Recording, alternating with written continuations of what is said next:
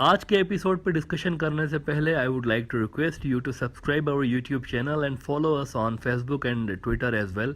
इसके अलावा अगर आप हमें सपोर्ट करना चाहते हैं तो that you can do through a Patreon also. Facebook, Twitter और पेट्रियन की जो लिंक्स हैं वो इस वीडियो की डिस्क्रिप्शन में आपको मिल जाएंगी। इसके अलावा इस चैनल के अबाउट सेक्शन में भी आपको इन तीनों वेबसाइट्स की लिंक्स मिल जाएंगी। दुनिया में दो मुल्क ऐसे हैं जिनके खिलाफ आलमी लेवल पर भरपूर तरीके से प्रोपेगेंडा किया जाता रहा है कि वहाँ पर रिलीजियस माइनॉरिटीज़ महफूज नहीं है। एक तो पाकिस्तान है, दूसरा बांग्लादेश। जितना आपको इन दो मुल्कों के खिलाफ इस हवाले से झूठी खबरें सुनने को मिलेंगी, शायद ही किसी और मुल्क के बारे में इतना ज़्यादा झूठ बोला जाता रहा हो। और अफसोस के साथ कहना पड़ता है कि जिस मुल्क का सबसे ज़्यादा किरदार रहा है ये डिस इन्फॉर्मेशन बांग्लादेश और पाकिस्तान के लिए फैलाने में, it's none other than their own neighbour India. India को ये चीज़ इसलिए सूट करती है क्योंकि इससे दुनिया का ध्यान जो है ना वो खुद इंडिया के अंदर होने वाली बदतरीन ह्यूमन राइट्स की वायोलेशन से डाइवर्ट हो रहा होता है।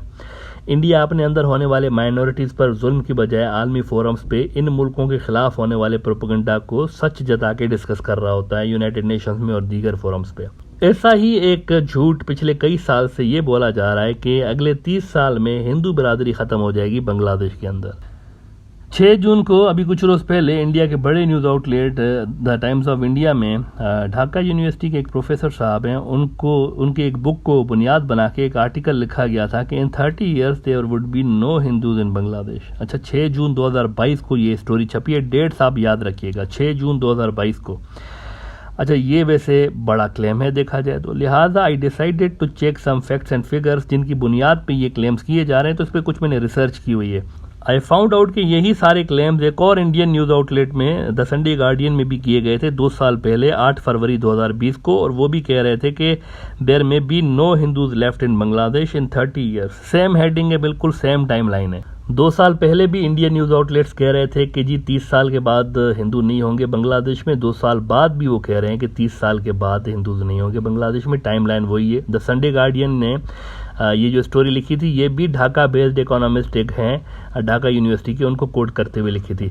अच्छा, इससे भी पीछे चले जाएं 2016 में, अब ये हो गया आज से कोई 5-5.5 साल पहले, उस वक्त भी Indian news outlet the Hindu ने यही खबर लगाई थी कि no Hindus will be left in Bangladesh after 30 years professor. अब ये वही स्टोरी ढाका यूनिवर्सिटी की, अब्दुल बरकत साहब हैं वहाँ पे कोई, वही सेम स्टोरी है।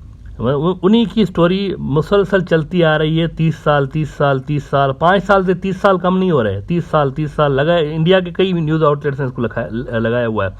वो कह रहे हैं कि जिस रफ्तार से हिंदू गुज़िश्ता 49 ईयर्स में जा रहे हैं ना, तो इससे यही लग रहा है कि 30 साल में वहाँ पे हिंदू नहीं होंगे। असल में अब्दुल बरकत साहब की ये किताब 2016 में आई थी, लेकिन इंडियन मीडिया आज तक इसको मुख्तलिफ अदवार में आप देखें कि 30 साल की टाइम में कोट कर रहा है। मतलब डिफरेंट टाइम्स में 5 साल हो गए हैं, लेकिन ये हेडिंग वही है 30 साल, जिससे बांग्लादेश का एक गलत इंप्रेशन इंडिया के अंदर और आलमी सतह पर मैं समझता हूँ कि पड़ रहा है कि वहाँ पे कोई पता नहीं हिंदू बरादरी कोई इतनी अनसेफ है कि 30 साल में होगी ही नहीं। कोई बहुत बुरा सलूक हो रहा है, यानी एक आम बंदे को। इवन इंतहा पसंद हिंदू जमातें जो हैं बहुत सारी, उन्होंने भी ये सारी हेडलाइंस शेयर की हुई हैं मुख्तलिफ वक्तों पे अपने ट्विटर और फेसबुक के जो उनकी टाइम लाइन्स हैं।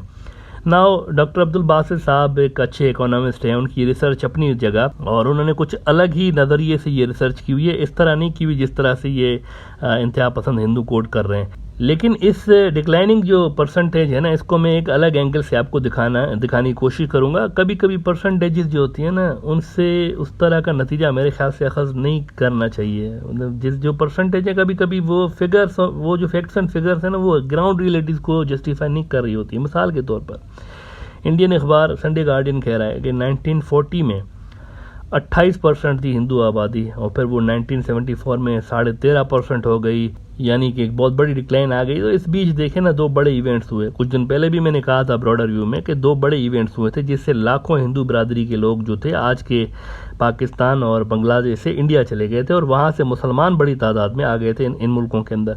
एक तो 1947 वाली डिवीज़न, इसमें बहुत सारे हिंदू चले गए बांग्लादेश से। दूसरा 1971 वाली डिवीज़न, इसमें भी बहुत ज़्यादा तादाद में जंग की वजह से हिंदू बरादरी के लोग जो उधर गए तो वो वापस नहीं आए। बांग्लादेश इटसेल्फ की अगर खुद की बात करें तो उनकी पहली जो जनगणना हुई है वो 1974 में हुई है, और उसमें हिंदू बरादरी की तादाद जो थी दैट वाज 13.4%। उसके बाद जो जनगणना अगर आप ले लें 2011 वाली, इसमें ये आबादी 13.4% से कम होके 1974 में 13.4% थी ना, तो 2011 में कम हुई, 8.96% कम हुई।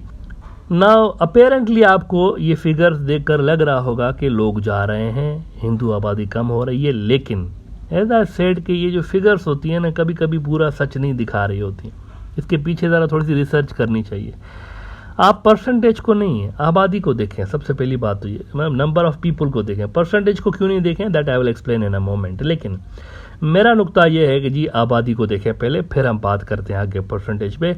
1974 वाली जनगणना में हिंदू बरादरी 1,03,00,000 थी, जबकि 2011 वाली जो जनगणना थी इसमें हिंदू बरादरी बांग्लादेश के अंदर इनकी तादाद 1,03,00,000 से बढ़कर 1,27,00,000 हो गई थी। और फिर 2015 वाली जनगणना में मजीद इनकी आबादी 1,27,00,000 से बढ़ के 1,70,00,000 हो गई थी। इसका मतलब है कि हिंदू बरादरी का नंबर असल में मुसलसल कम नहीं हो रहा बल्कि बढ़ रहा है। 1974 में 1,03,00,000, 2015 में 1,70,00,000, लेकिन टोटल आबादी में परसेंटेज इसलिए डिक्लाइन हो रहा है। एक दूसरा बहुत बड़ा फैक्टर है जिसकी तरफ कोई नहीं देख रहा, और वो ये कि ये जो मुसलमान हैं वहाँ के, they have higher growth in numbers. वहाँ पर बच्चे ज़्यादा पैदा हो रहे हैं, फर्टिलिटी रेट वहाँ पर ज़्यादा है, वहाँ पर एक फैमिली के पास जो बच्चों का तादाद है वो ज़्यादा है, हिंदू बरादरी के जो घर हैं उनसे ज़्यादा उनके पास है।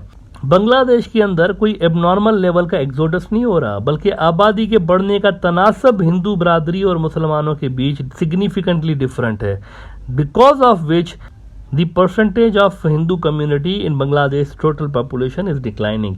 इसको आसान भाषा में यूँ समझें कि अगर दो ग्रुप हैं, एक जगह पर 100 लोग रहते हैं, दूसरी जगह पर 10 लोग रहते हैं। अब अगर 100 ग्रुप वाले लोगों में 20 बच्चे पैदा हुए और 10 ग्रुप वाले लोगों में 1 बच्चा पैदा हुआ, तो टोटल आबादी के तनासब में 10 ग्रुप के खिलाफ जो परसेंटेज है मजीद श्रिंक हो रही होगी। इसका मतलब ये नहीं कि वहाँ से बंदा निकल के और पड़ोसी घर में चले गए, ऐसा नहीं है।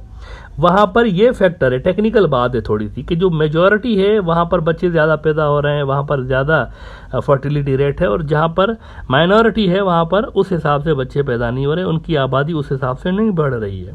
लिहाजा मेरे हिसाब से फिगर्स को गलत रंग या गलत इंटरप्रिटेशन की बजाय इंडिया के अंदर इस चीज़ पर बहस होनी चाहिए कि हर कम्युनिटी के तौर तरीके अलग होते हैं। बांग्लादेश के अंदर जो मुसलमान हैं वहाँ के, उनके अंदर या जनरली मुस्लिम वर्ल्ड में अगर आप देखें पूरी में, फैमिली प्लानिंग और छोटी फैमिली रखने के हक में नहीं होते जनरली मुसलमान। मतलब ऐसे आपको बहुत ही कम मुसलमान फैमिलीज़ मिलती हैं जो कि 2 बच्चे या इस तरह रख के खुश होंगे, 1 बच्चा 2 बच्चे रख के। जनरली वहाँ पर ज़्यादा बच्चे रखने का रवाज होता है, 4-5 बच्चे इस तरह से। आजकल जो यंग जनरेशन है उसके अंदर ये ट्रेंड बढ़ता जा रहा है वैसे, कि वो पहले के मुकाबले में कम एक ख़ानदान रख रहे हैं, लेकिन फिर भी उनकी जो फर्टिलिटी रेट है वो बाकी जो कम्युनिटीज़ हैं उनसे ज़्यादा है। तो ये चीज़ असल में परसेंटेज को डिसबैलेंस कर रही है, वहाँ पर श्रिंक कर रही है हिंदू आबादी की परसेंटेज को। इसका मतलब ये नहीं कि एक्सोडस हो रहा है और लोग वहाँ जा रहे हैं, इट्स नॉट लाइक दैट। और अगले 30 साल में मेरे ज़ाती जो मेरा ख्याल है कि ख़त्म नहीं होंगे, हो सकता है कि परसेंटेज ऊपर नीचे हो, जैसा कि 2011 की जो हिंदू बरादरी की आबादी थी 2015 वाली सेंसस में बढ़ गए हैं, उनकी जो परसेंटेज है वो बढ़ गई है पहले के मुकाबले में। तो मेरे ख्याल से ये चलता रहेगा, ख़त्म होने वाला खुदा न खास्ता कोई सीन मुझे नज़र नहीं आ रहा।